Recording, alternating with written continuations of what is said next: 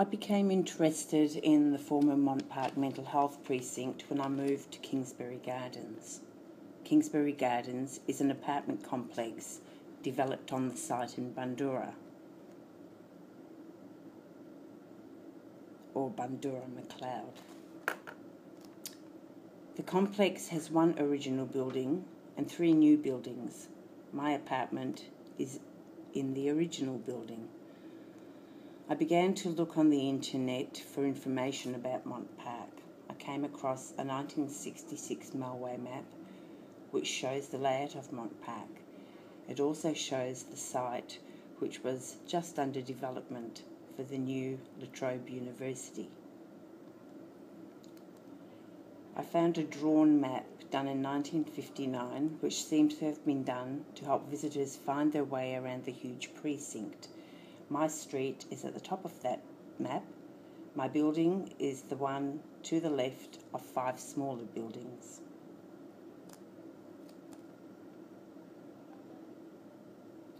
I found a lot of detailed information about Mont Park on the Victorian Heritage Database. I also found a lot of photos and I dated these photos to 1917 because that's what I remember, if my memory is correct.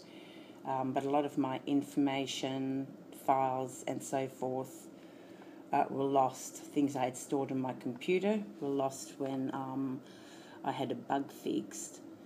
So I have to relocate the source of these photos exactly to find out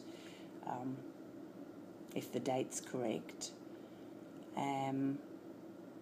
I had a whole lot of photos also of staff. No idea where they are now.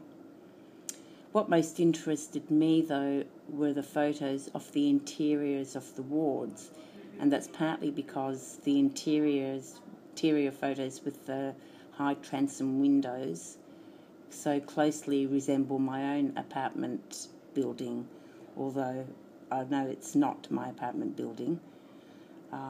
It's how I imagine it would have looked before it was developed into smaller apartments.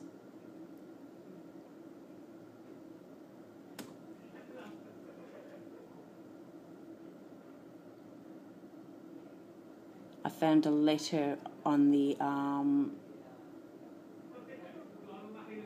can't remember where I found it exactly, but I found a letter written by Ernest Jones, who was the Inspector General of the Insane, complaining about the Department of Repatriation's attitude towards soldiers who it refused to acknowledge had been distressed by war.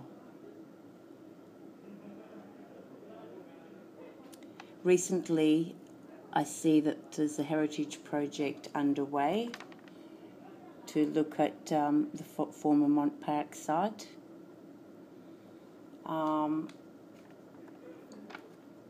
In their brochure, they include the map plan of Mont Park. They include the letter written by Ernest Jones.